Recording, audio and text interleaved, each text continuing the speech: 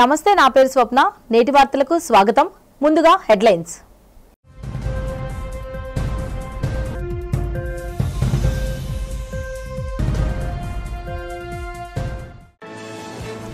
Collector కార్యాలయంలో food సేఫ్టీపై deputy speaker Raghurama Raju అధ్యక్షతన జరిగిన శాసనసభాపక్ష ఫిర్యాదుల కమిటీ సమావేశంలో పాల్గొని వివిధ అంశాలపై చర్చించిన ఎమ్మెల్యేలు, జిల్లా యంత్రాంగం.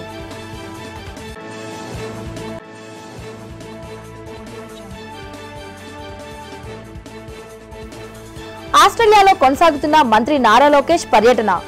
విద్యా వ్యవస్థ సంస్కరణపై పలు విద్యా వ్యవస్థల పరిశీలన.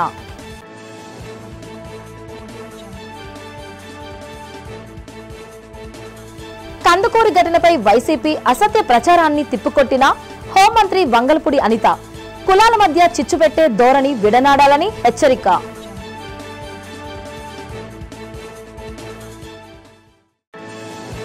మన్యం జిల్లాలో పరిశ్రమల స్థాపనపై ప్రత్యేక దృష్టి సారించాలని అధికారులకు సూచించిన కలెక్టర్ ప్రభాకర్ రెడ్డి. ప్రతి గ్రామంలో సుమారు 5 పరిశ్రమలు నెలకొల్పేలా అధికారులు కృషి చేయాలని పిలుపు.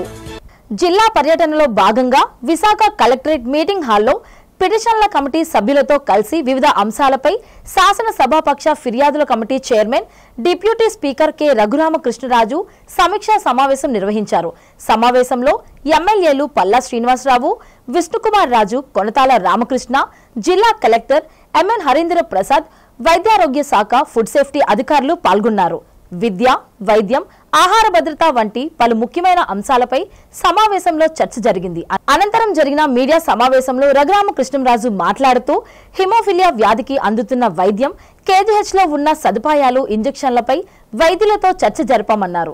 ఫుడ్ సేఫ్టీ విభాగంలో 500 మంది ఉద్యోగుల కొరత ఉందని, అలాగే తగినన్ని ల్యాబ్లు కూడా అందుబాటులో లేవని, త్వరలో ఆ సమస్యలను పరిష్కరించేందుకు ప్రణాళిక సిద్ధం చేస్తామన్నారు. దేశవ్యాప్తంగా రాష్ట్రానికి ఉన్నతమైన పేరు ప్రఖ్యాతులు తీసుకొచ్చేందుకు కూటమి ప్రభుత్వం కృషి చేస్తుందని అన్నారు. సమావేశంలో చర్చించిన అంశాలపై వారం 10 రోజుల్లో అధికారులు నివేదిక ఇస్తారని, రానున్న అసెంబ్లీ సమావేశాల్లో వీటిపై చర్చిస్తామన్నారు. ఒకటి, హిమోఫిలియా గురించి, ఆ డిసీజ్ గురించి చాలా ఇబ్బందిగా, తక్కువ మందికి ఆ ఇబ్బంది ఉన్నప్పటికీ కూడా చాలా ఎక్కువ ఇబ్బంది, ఆ డిసీజ్కి గురైన వాళ్ళకి ఇబ్బంది చాలా ఎక్కువగా ఉంది.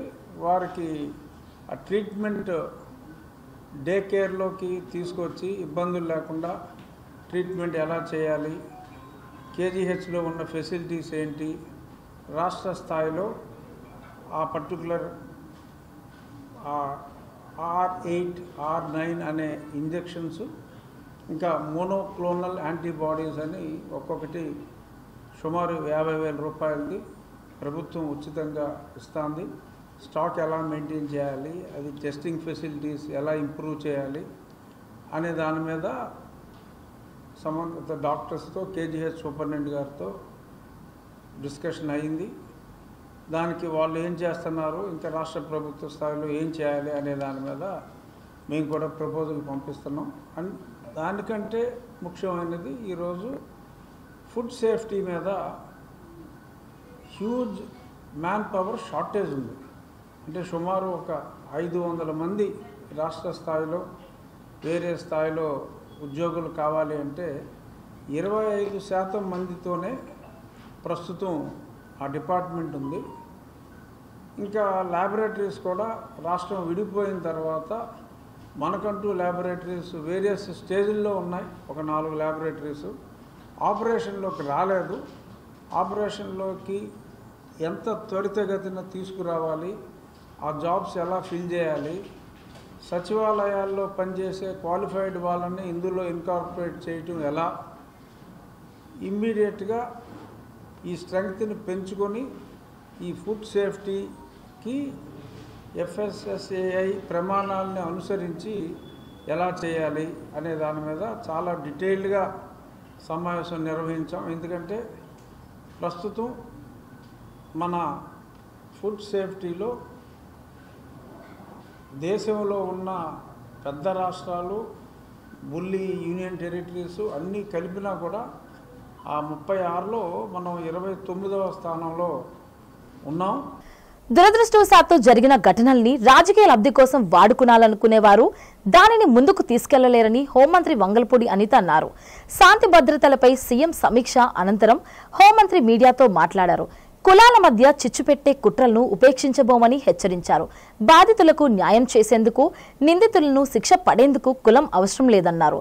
కందుకూరులో తిరుమలశెట్టి లక్ష్మీనాయుడుపై హత్య ఎంతో కిరాతకంగా జరిగిందని వెల్లడించారు.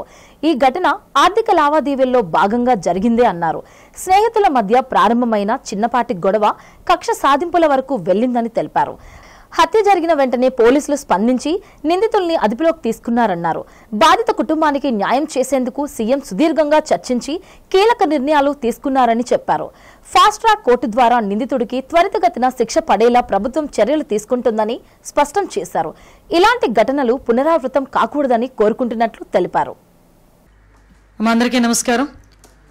మనందరికీ తెలుసు, నెల్లూరు జిల్లా గుడ్లూరు మండలం దార్కాన్పాడు విలేజ్లో తిరుమలశెట్టి లక్ష్మీనాయుడు అన్న వ్యక్తిని అతి దారుణంగా హత్య చేయటం, ఆ ఘటనకి సంబంధించి గౌరవ ముఖ్యమంత్రి గారు స్పందించి ఒక కమిటీని ఏర్పాటు చేసి ఆ సంఘటన జరిగిన పూర్వపరాలు, అదేవిధంగా అక్కడ ఆ కుటుంబ నేపథ్యం అవన్నీ కూడా తెలుసుకొని రమ్మని నన్ను, అదేవిధంగా గౌరవ మంత్రివర్యులు నారాయణ గారిని, అదేవిధంగా లోకల్ ఎమ్మెల్యే ఇంటూ నాగేశ్వరరావు గారిని, అదేవిధంగా జనసేన పార్టీ నుంచి మన తాడేపల్లిగూడెం ఎమ్మెల్యే గారు బొలిశెట్టి శ్రీని గారిని, అదేవిధంగా కొంతమంది బీజేపీ నాయకుల్ని కూడా వెళ్ళమంటం జరిగింది. మేమందరం కూడా అక్కడికి వెళ్ళి ఆ కుటుంబాన్ని పరామర్శించి ఆ కుటుంబ నేపథ్యం అంతా చూసి, అందులో ఆ సంఘటనలో గాయపడ్డ మిగతా ఇద్దరు భార్గవ్, పవన్ని కూడా గుంటూరు హాస్పిటల్లో అక్కడ కూడా పరామర్శించి వాళ్ళందరితో కూడా మాట్లాడి రావడం జరిగింది. అయితే ఇక్కడ మనం అబ్జర్వ్ చేసుకుంటే ఆ హత్యకి సంబంధించిన వివరాలు మనం అబ్జర్వ్ చేసుకుంటే ఓవరాల్గా ఇది కేవలం ఒక వ్యక్తిగత వ్యవహారాలు, అదేవిధంగా ఒక ఆర్థిక లావాదేవీల కారణంగానే ఈ హత్య నేపథ్యం కనిపిస్తూ ఉంది.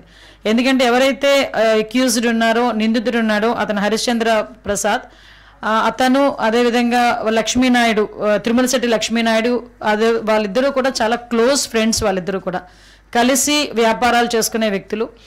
వాళ్ళు ఎప్పటి నుంచో ఒకే అసోసియేషన్లో ఉండే పరిస్థితి. అంటే వాళ్ళిద్దరూ కూడా మంచి స్నేహితులుగా ఉండి వాళ్ళ తాలూకు జీవన విధానాలని ముందుకు సాగిస్తున్న నేపథ్యంలో ఒక ఆర్థిక లావాదేవీ ఏదైతే 2,30,000 రూపాయలు ఏదైతే లక్ష్మీనాయుడికి ఇవ్వాల్సిన అవసరం ఉందో ఆ నేపథ్యంలో, అదేవిధంగా చిన్న చిన్న వ్యక్తిగత కారణాల దృష్ట్యా వాళ్ళిద్దరి మధ్యలో ఒక గొడవ స్టార్ట్ అయింది.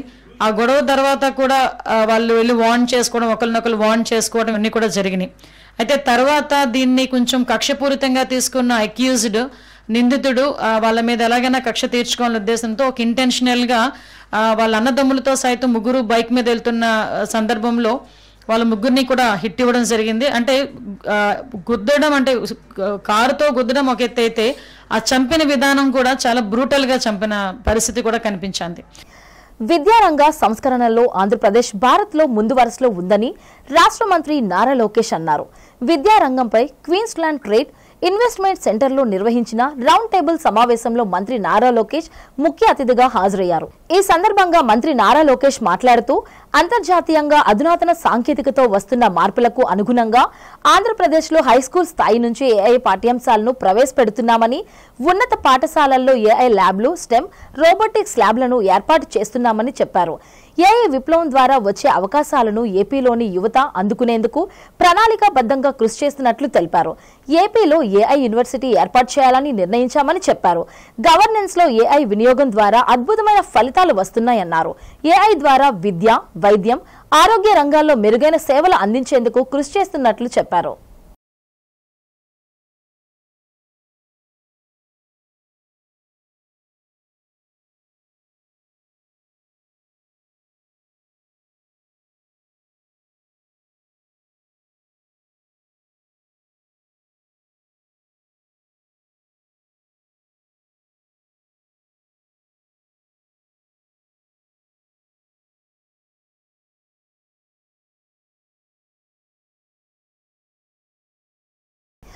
నియోజకవర్గాన్ని అన్ని రంగాల్లో అభివృద్ధి చేయడమే తమ లక్ష్యమని విశాఖ దక్షిణ నియోజకవర్గ శాసనసభ్యులు సిహెచ్ వంశీకృష్ణ శ్రీనివాస్ తెలిపారు. వన్ టౌన్ ప్రాంతాన్ని సర్వాంగ సుందరంగా తీర్చిదిద్దనున్నట్లు చెప్పారు. 39వ వార్డు వన్ టౌన్ షాదీఖానా వద్ద స్థానిక కార్పొరేటర్ సాదిక్తో కలిసి జనవాణి కార్యక్రమాన్ని నిర్వహించారు. ప్రజల నుండి సమస్యలను లిఖితపూర్వకంగా స్వీకరించి సమస్యల పూర్వపరాలను అడిగి తెలుసుకున్నారు. ఈ సందర్భంగా ఎమ్మెల్యే వంశకృష్ణ శ్రీనివాస్ మాట్లాడుతూ తన దృష్టికి తీసుకువచ్చిన సమస్యలను త్వరగా పరిష్కరిస్తారని భరోసా ఇచ్చారు. నియోజకవర్గ అభివృద్ధి, ప్రజలకు మౌలిక వసతుల కల్పనకు అధిక ప్రాధాన్యత ఇస్తున్నానని చెప్పారు.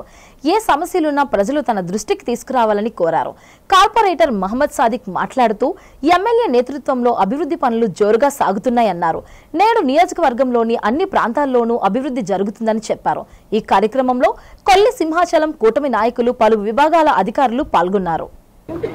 ఈరోజు 39వ వార్డులో జనవాణి కార్యక్రమం అవుతూ ఉంది. ఈ కార్యక్రమంలో స్థానిక కార్పొరేటర్ సోదరులు సాదిక్ గారు, మా ఏపీడీ పద్మ గారు, అలాగే మా ఎంఆర్ఓ గారు, మరి వివిధ శాఖలకు సంబంధించిన ముఖ్యమైనటువంటి ఆఫీసర్లు అందరూ కూడా ఈ కార్యక్రమంలో పాల్గొనడం జరిగింది. ముఖ్యంగా ఈ ప్రాంతం అంతా కూడా పేదలు ఉన్నటువంటిది కాబట్టి ఎక్కువ మంది హౌసింగు, కన్సర్న్స్, డ్రైనేజు ఈ మూటి మీద చాలా ఎక్కువగా ఇష్యూస్ ఉన్నాయి ఇక్కడ.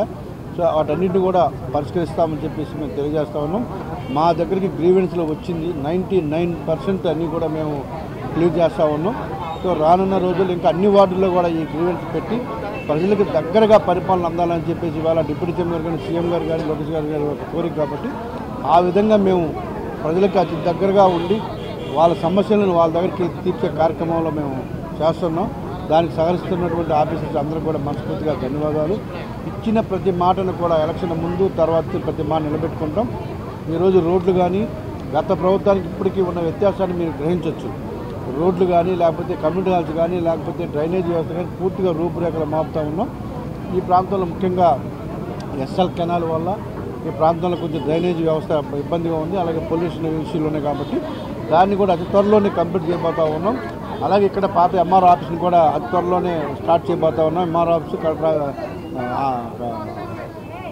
ఈరోజు జనవాణి కార్యక్రమం 39వ వార్డులో గౌరవ ఎమ్మెల్యే గారు అధ్యక్షన ఈరోజు ఈ కార్యక్రమం ఇక్కడ పెట్టడం జరిగింది.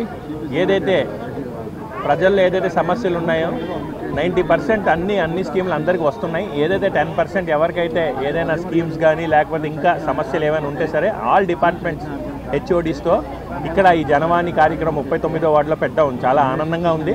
ప్రజలందరూ కూడా నేరుగా వచ్చి డైరెక్ట్గా ఎమ్మెల్యే గారిని కలిసి సమస్యలు ఏమున్నా సరే నేరుగా చెప్పుకుంటూ ఆ పరిష్కారం వెంటనే చేసే విధంగా ఆయన ఒక సిస్టమ్ అనేది డెవలప్ చేశారు. దాంట్లో భాగంగానే ఇక్కడ 39వ వార్డులో ఇక్కడ షాదీఖానా దగ్గర పెట్టడం జరిగింది. దాంట్లో ఈరోజు ఏదైతే పబ్లిక్ అందరూ వస్తున్నారో ఖచ్చితంగా సమస్యలు అన్నీ కూడా ఒక వారం రోజుల్లోనే అన్నీ కూడా పరిష్కారం అయ్యే విధంగా వెసులుబాటు చేస్తున్నాం. Thank you. రాబోయే రోజుల్లో దేశంలోనే విశాఖ నగరం ఏఐ, డేటా, ఐటీ రంగాల్లో ప్రథమ స్థానంలో నిలవడం ఖాయమని బీజేపీ రాష్ట్ర అధ్యక్షులు పివిఎన్ మాధవ్ తెలిపారు. ప్రధాని నరేంద్ర మోడీ సహకారంతో రాష్ట్రం అభివృద్ధి పదంలో పయనిస్తుందన్నారు.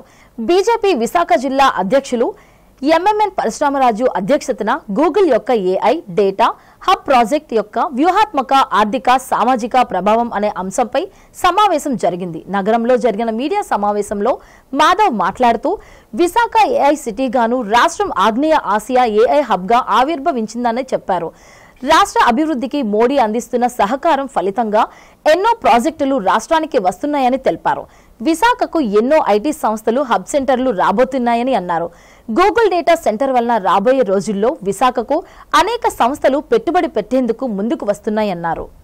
టెక్నాలజీ మారుతూ ఆ హీట్ని ఏ విధంగా రిడక్షన్ చేయొచ్చు, కూలింగ్ టెక్నాలజీ ఏదైతుందో పెద్ద ఎత్తున ఇక్కడ వినియోగించబోతున్నారని కూడా చెప్పారు. సో ఇది బిగ్ ఛాలెంజ్, డెఫినెట్గా ఎన్విరాన్మెంటల్ అనేది బిగ్ ఛాలెంజ్. అది ఈ ప్రాంతానికి ఎక్కడ హాని కాకుండా జరగాలని చెప్పి మిగతా కెమికల్ ప్రొడక్షన్ కానీ మిగతా ప్రొడక్షన్ ఫార్మా ఏదైతే ఉన్నాయో వాటికి తక్కువే ఉంటుంది, కానీ హీట్ని ఏ విధంగా కంట్రోల్ చేసే కూలింగ్ టెక్నాలజీ కూడా పెద్ద ఎత్తున పెట్టబోతున్నాయి. It's also big challenge. So దాన్ని స్వీకరించి ముందుకెళ్ళాలనుకుంటున్నాను.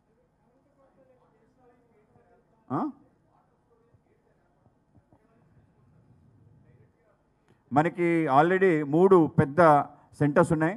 దాంట్లో మన స్టీల్ ప్లాంట్ సంబంధించిన ఇంకొక పెద్ద వాటర్ స్టోరేజ్ కట్టారు, మీరు అందరూ చూసుంటారు. అది కూడా ఫ్యూచర్ నీడ్స్ కోసం అని చెప్పారు. ఆ విధంగా మీరు కానీ స్టీల్ ప్లాంట్కి వెళ్తే స్టీల్ ప్లాంట్ ముందే పెద్ద వాటర్ స్టోరేజ్ క్రియేట్ చేశారు. మీరు గమనిస్తే కణితి బ్యాలెన్సింగ్తో ఇంకోటి దాన్ని కూడా ఇప్పుడు వాడతారు. ఏదైతే మన 24 TMC వాటర్ వస్తుందో అది వాడతారు. ఇంకో బ్యాలెన్సింగ్ రిజర్వాయర్ కూడా అవకాశం ఉంది, తప్పనిసరిగా నిర్మాణం చేస్తారు. వాటి ద్వారా వాడతారు. డైరెక్ట్ ఇండస్ట్రీస్ కూడా అడుగుతున్న పెద్ద ఇండస్ట్రీ రావాలనుకుంటే మనకి ఇప్పుడు అదానీ వస్తుంది, మన అదానీ కాదు ఆర్సెనల్ మెటల్ వస్తుంది. ఆర్సెనల్ మెటల్ కూడా they have a own water big tank. So ఆ విధంగా ఇండస్ట్రీకి వాటర్ ట్యాంక్ కూడా అనుసంధానం చేస్తారు. ఎన్టీపీసీ కూడా వాళ్ళ యొక్క పిట్స్ ఏవైతే ఉన్నాయో దాని ఖాళీగా ఉన్నాయి వాటి కూడా వాటర్కి వాడాలని చెప్పి అనుకుంటున్నారు. ఆ విధంగా ఇండస్ట్రియల్ వాటర్కి ఒక రిక్వైర్మెంట్ స్టోరేజ్ కూడా పెద్ద ఎత్తున క్రియేట్ చేయబోతున్నాం. తెలంగాణ రాష్ట్ర హైకోర్టు న్యాయమూర్తి జస్టిస్ ఐవి వేణుగోపాల్ కుటుంబ సమేతంగా సింహగిరి శ్రీ వరాహలక్ష్మి నరసింహస్వామిని దర్శించుకున్నారు.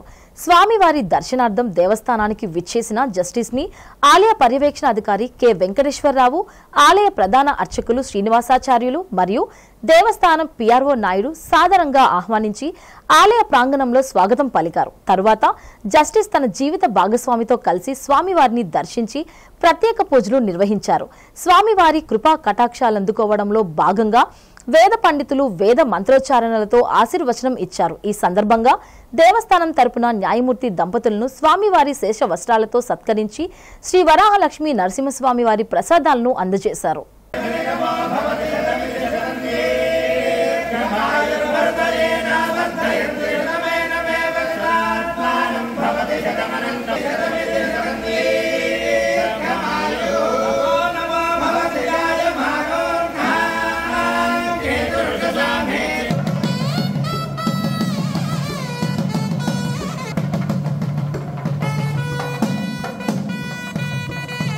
ప్రతి గ్రామంలో 5 నుండి 10 పరిశ్రమలు నెలకొల్పేలా చర్యలు చేపట్టాలని జిల్లా collector doctor N Prabhakar Reddy అధికారులకు దిశానిర్దేశం చేశారు.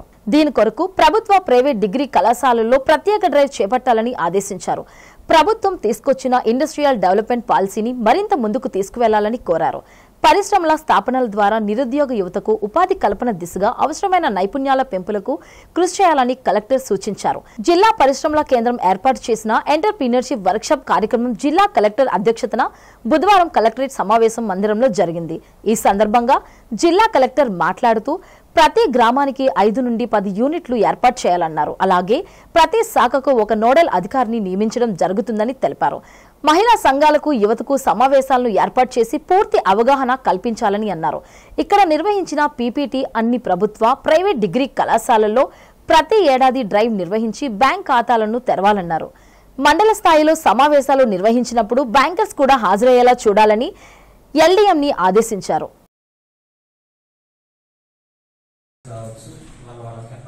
ఎవరైతే ఉన్నారో డిపార్ట్మెంట్ వైజ్ వాళ్ళలో సూటబిలిటీ ఎవరుందో కానీ ఇప్పుడు మన జిల్లాకు మనం టేకప్ చేయాల్సింది ఏంటంటే in addition to schemes department subsidies or something else అడిషనల్గా మన డిపార్ట్మెంట్ రిలేటెడ్గా ఎంటర్‌ప్రెన్యూర్స్ని టార్గెట్ పెట్టుకోవాలన్నమాట.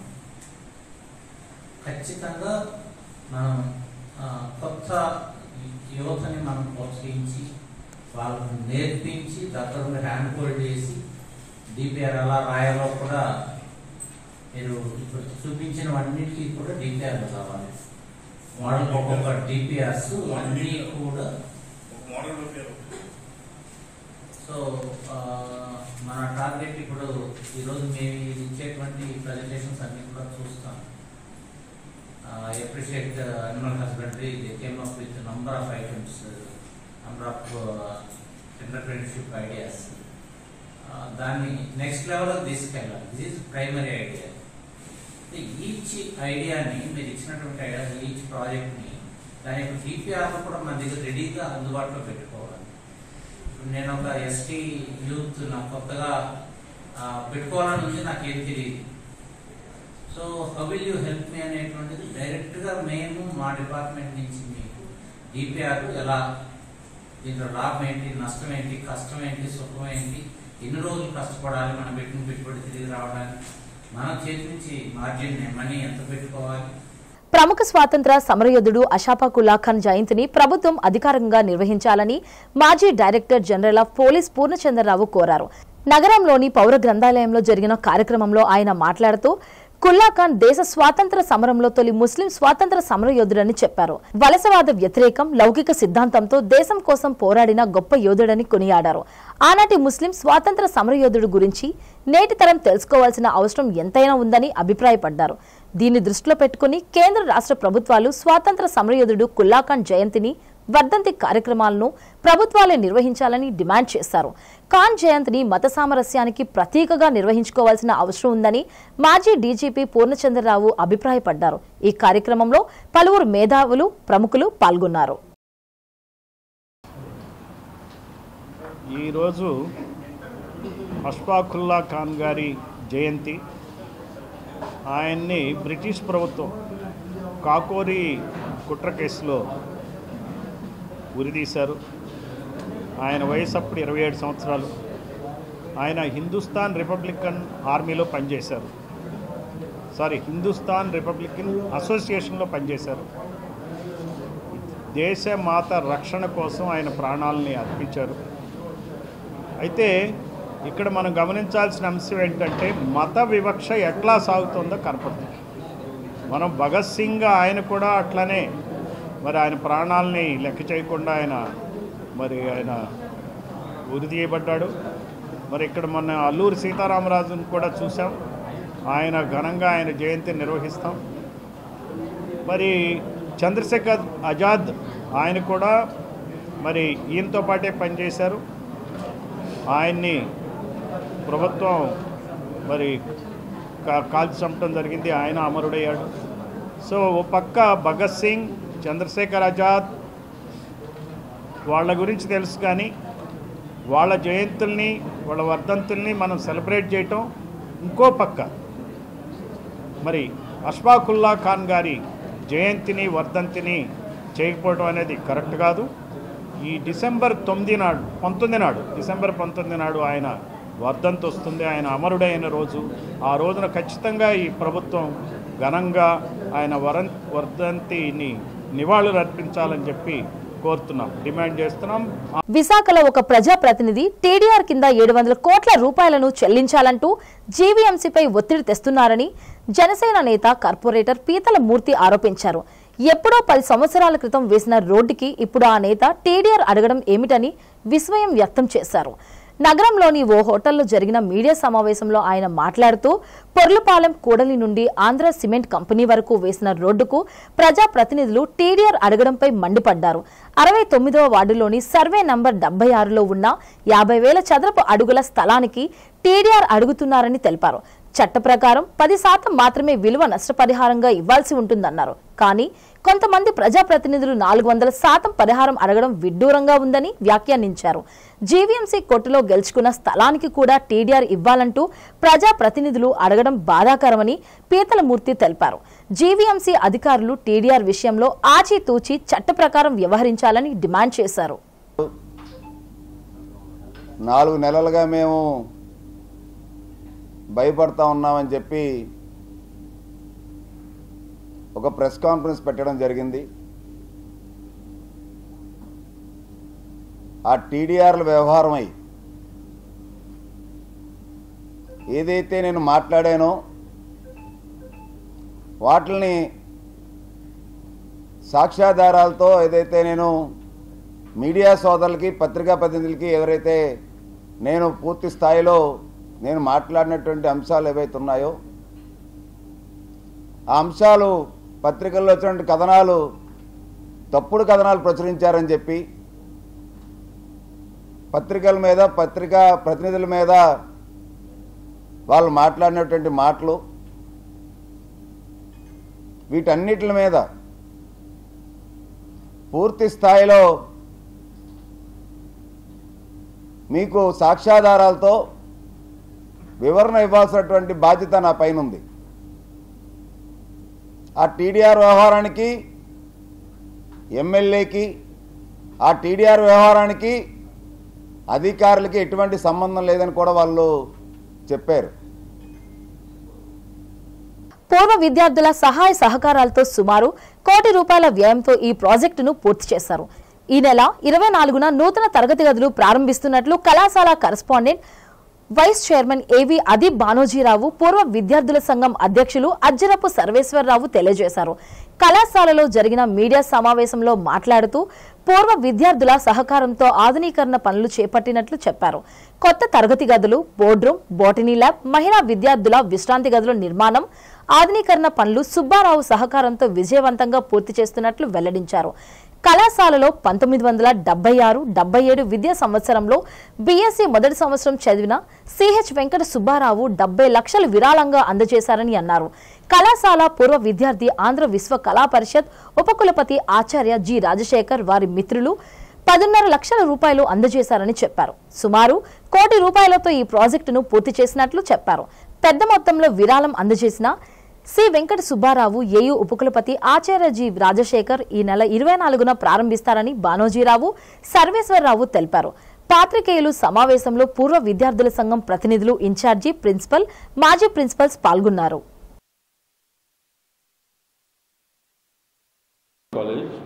సో ఈ బిల్డింగ్లన్నీ చాలా పాతమైపోయాయి.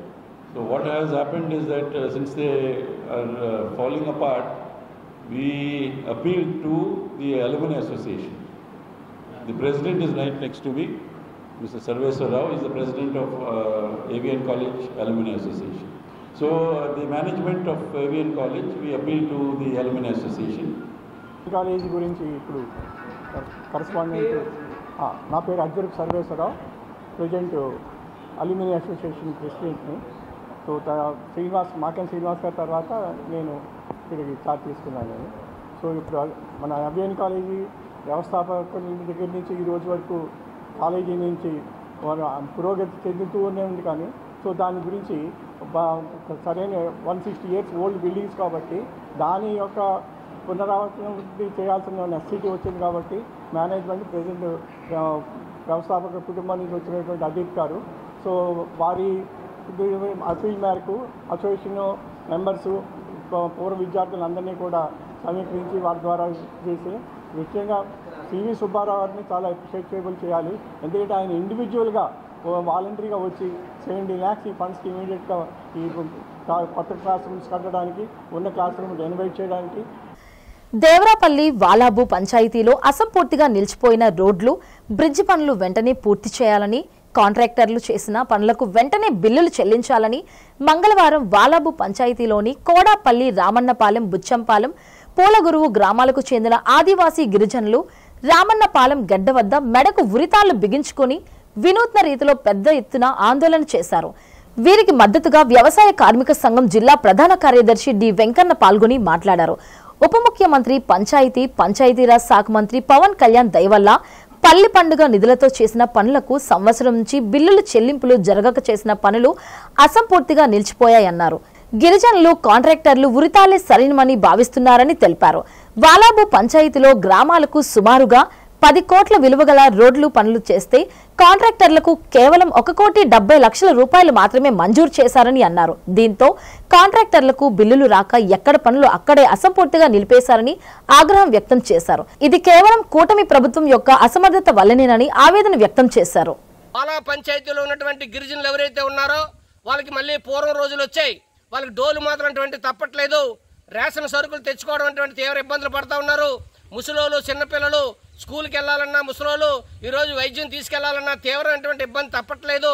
ఆ విధమైనటువంటి ఇబ్బందులతో వాలా పంచాయతీలో రోజు ప్రజలు అనేకటువంటి కష్టాలు పడినటువంటి పరిస్థితి రోజు కనిపిస్తూ ఉంది. కాబట్టి ఈ ప్రభుత్వం ఏదైతే ఉందో కాంట్రాక్టర్లు చెల్లించవలసినటువంటి బిల్లులు వెంటనే చెల్లించండి. అసంపూర్తిగా నిలిచిపోయినటువంటి రోడ్లు, బ్రిడ్జిలు ఏదైతే ఉన్నాయో అవి వెంటనే పూర్తి చేయండి అని చెప్పేసి గిరిజనులు ఈ ప్రాంతంలోని అనేక గ్రామాలకు చెందినటువంటి వాళ్ళందరూ కూడా ఉరితాళ్ళు మెడకేసుకొని బిల్లులు చెల్లించకపోతే ఉరితాళ్లే శరణ్యం, మా రోడ్లు పూర్తి చేయకపోతే, బ్రిడ్జిలు పూర్తి చేయకపోతే ఉరితాళ్లే శరణ్యం అని చెప్పేసి చెప్పుకునే విధంగా ఈరోజు వినూత్న రీతిలో నిరసనటువంటి తెలియజేస్తూ ఉన్నారు. కాబట్టి వెంటనే బిల్లులు చెల్లించి రోడ్లు, బ్రిడ్జిలు పూర్తి చేయాలని చెప్పి డిమాండ్ చేస్తూ ఉన్నాం. రెండవది, ఈ జిల్లాలోని 143 కోట్ల రూపాయలతోనే పనులటువంటి చేసినటువంటి కాంట్రాక్టర్లకి 11 కోట్ల రూపాయలు మాత్రమే బిల్లులు చెల్లించారు. మొత్తం బిల్లులన్నీ చెల్లించుకుంటా ఈరోజు కాంట్రాక్టర్లని ఈ ప్రభుత్వం నట్టేట్ను ముంచింది. పవన్ కళ్యాణ్ గారు అధికారంలోకి వచ్చేక ముందు మేము ఎవరైనా ప్రశ్నిస్తాం, ఏ ప్రభుత్వం వచ్చినా అడుగుతాం, తొక్కి నారతేస్తామని చెప్పేసి చెప్పారు పవన్ కళ్యాణ్ గారు. మరి ఎందుకు ఈరోజు నోరు మాట్లాడలేదని చెప్పేసి మేము అడుగుతా ఉన్నాం. కేంద్ర ప్రభుత్వం విధిగా విశాఖ స్టీల్ ప్లాంట్ ప్రైవేటీకరణ చర్యలు నిలుపు చేయాలని విశాఖ ఉక్కు పరిరక్షణ పోరాట కమిటీ నాయకులు డిమాండ్ చేశారు. స్టీల్ ప్లాంట్ ప్రైవేటీకరణ ఆపాలని విద్యార్థి యువజన శంఖారావం పేరుతో నిరసన ప్రదర్శన జరిగింది. విశాఖ ఉక్కు పరిరక్షణ పోరాట కమిటీ నేతృత్వంలో జరిగిన ర్యాలీ ఆర్టీసీ కాంప్లెక్స్ నుండి జీవీఎంసీ ఎదురుగా ఉన్న గాంధీ విగ్రహం ఆవరణలో జరుగుతున్న దీక్ష శిబిరం వరకు కొనసాగింది. ఈ సందర్భంగా ఉక్కు పరిరక్షణ కమిటీ నేతలు, ఏఐఎస్ఎఫ్ నాయకులు మాట్లాడారు. విశాఖ స్టీల్ ప్లాంట్ ను ప్రభుత్వ రంగ సంస్థగానే కొనసాగించాలని కేంద్రాన్ని డిమాండ్ చేశారు. ఎన్నో పోరాటాలు, త్యాగాలతో సాధించుకున్న స్టీల్ ప్లాంట్ ను ప్రైవేట్ పరం చేసే యోజనలో విరమించుకోవాలన్నారు. ప్లాంట్ కు సొంత గనులు కేటాయించి నిధులు మంజూరు చేసి ఆదుకోవాలని మోడీ సర్కార్ను డిమాండ్ చేశారు. స్టీల్ ప్లాంట్ ను ప్రైవేటీకరణ చేస్తే తీవ్ర పరిణామాలు తప్పవని హెచ్చరించారు. రాష్ట్రంలోని కూటమి నాయకులు కేంద్రంపై ఒత్తిడి తీసుకొచ్చి స్టీల్ ప్లాంట్ ను ప్రభుత్వ రంగ సంస్థగా కొనసాగేలా చూడాలన్నారు. ఈ కార్యక్రమంలో ఉక్కు పరిరక్షణ కమిటీ నేతలతో పాటు విద్యార్థులు పెద్ద సంఖ్యలో పాల్గొన్నారు. ముఖ్యంగా 4 సంవత్సరాల నుండి విశాఖ ఉక్కు కార్మికులు, ఉత్తరాంధ్ర, ఆంధ్ర రాష్ట్ర ప్రజలు పెద్ద ఎత్తున విశాఖ ఉక్కు ప్రైవేటీకరణకు వ్యతిరేకంగా పోరాడుతుంటే కేంద్ర రాష్ట్ర ప్రభుత్వాలు కనీసం పట్టించుకోవటం లేదు. ఈరోజు శైలిలో విలీనం చేయాలి, సొంత గనులు కేటాయించాలి అని చెప్పి ఒకవైపు పోరాడుతుంటే ఇంకా రెండో వైపు కాంట్రాక్ట్ కార్మికుల్ని తొలగించి ఇంకా విశాఖ ఉక్కు ప్రైవేటీకరణకు ముందుకెళ్తున్నారు. ఒకవైపు చంద్రబాబు నాయుడు గారు విశాఖ ఉక్కును మేము ప్రైవేట్ చేయడం లేదని చెప్తూనే దీన్ని అమ్మేసే ప్రయత్నం చేస్తూ ఉన్నారు. విశాఖపట్నంకి అతి సమీపంలో ఆదాని విశాఖ ఇంకో ప్రైవేటు పరిశ్రమ వస్తే దానికి భూములు కేటాయిస్తున్నారు. దానికి సొంత గనుల కోసం ఇక్కడ ఉన్నటువంటి మంత్రులందరూ మెట్టలు స్టీల్ ప్లాంట్ కోసం కేంద్ర ప్రభుత్వాన్ని అర్జించారు. కానీ విశాఖ స్టీల్ ప్లాంట్కి సొంత గనులు కావాలని చెప్పి మీరు ఎందుకు అడగడం లేదు? ఖచ్చితంగా ఈ రాష్ట్రంలో విద్యార్థులు, యువజనులు ఖచ్చితంగా దీనికి వ్యతిరేకంగా పోరాడతారు. ఇప్పటికే అనేక పోరాటాలు చేశాం. ఈ శంకారావం సందర్భంగా రాష్ట్ర వ్యాప్తంగా ఒక కార్యాచరణ తీసుకుంటాం. కేంద్ర రాష్ట్ర ప్రభుత్వాలు వెనక్కి తగ్గకపోతే కేంద్ర ప్రభుత్వం మీద ఇక్కడ రాష్ట్రంలో ఉన్న రాజకీయ పార్టీలు కానీ ప్రభుత్వం కానీ ఒత్తిడి తీసుకుని విశాఖపట్నం స్టీల్ ప్లాంట్ని కాపాడకపోతే పెద్ద ఎత్తున మేము పోరాడతామని చెప్పి మేము హెచ్చరిస్తాం. విశాఖ ఉక్కు ప్రైవేటీకరణకు వ్యతిరేకంగా ఈరోజు ఆంధ్ర రాష్ట్రంలో ఉన్నటువంటి విద్యార్థి యువజన సంఘాలు కదం తొక్కుతూ భవిష్యత్ కార్యాచరణని ఏర్పరచుకోవడానికి ఈరోజు జీవీఎంసీ వద్ద రౌండ్ టేబుల్ సమావేశాన్ని ఏర్పాటు చేసుకోబోతా ఉన్నాం. ఆనాడు 9 ఏళ్ల బాలుడితో సహా 32 మంది ఆత్మ బలిదానాలతో ఏర్పడినటువంటి విశాఖ ఉక్కు లక్షలాది మందికి ఉపాధి అవకాశాలను కల్పించి ఈరోజు ఆంధ్రప్రదేశ్ రాష్ట్రానికి మణిహారంగా ఉన్నటువంటి విశాఖ ఉక్కుని కేంద్ర రాష్ట్ర ప్రభుత్వాలు ఈరోజు ముక్కలుగా చేసి ఉద్యోగుల్ని తొలగించి ఈరోజు విశాఖ ఉక్కుని అమ్మేసే కుట్రలు చేస్తూ ఉన్నాయి. అబు సిమెంట్ ఫ్యాక్టరీకి వేలాది ఎకరాలు భూముల్ని తాకట్టు పెట్టడానికి సిద్ధపడ్డ మీరు విశాఖ ఉక్కుకి ఎందుకు సొంత గనుల్ని కేటాయించట్లేదని చెప్పేసి మేము ప్రశ్నిస్తూ ఉన్నాం. ఈ వేదిక సందర్భంగా భవిష్యత్ కార్యక్రమాన్ని నిర్వహించి రాష్ట్ర వ్యాప్తంగా విద్యార్థి యువజన తిరుగుబాటుని ముందుకు తీసుకెళ్తాం.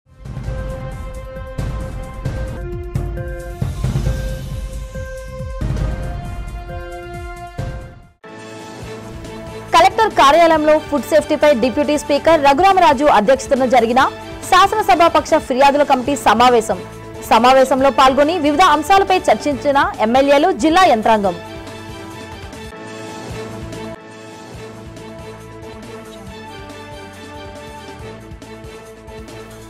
ఆస్ట్రేలియాలో కొనసాగుతున్న మంత్రి నారా లోకేష్ పర్యటన, విద్యా వ్యవస్థ సంస్కరణపై పలు విద్యా వ్యవస్థల పరిశీలన.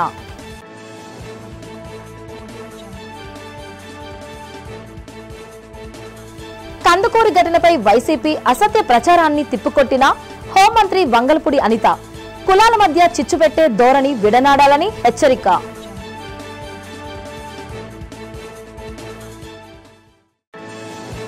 మన్యం జిల్లాలో పరిశ్రమల స్థాపనపై ప్రత్యేక దృష్టి సారించాలని అధికారులకు సూచించిన కలెక్టర్ ప్రభాకర్ రెడ్డి. ప్రతి గ్రామంలో సుమారు 5 పరిశ్రమలు నెలకొల్పేలా అధికారులు కృషి చేయాలని పిలుపు. ఇవి ఇప్పటివరకు ఉన్న వార్తలు. మరికొన్ని వార్తలతో మళ్ళీ కలుద్దాం. నమస్కారం.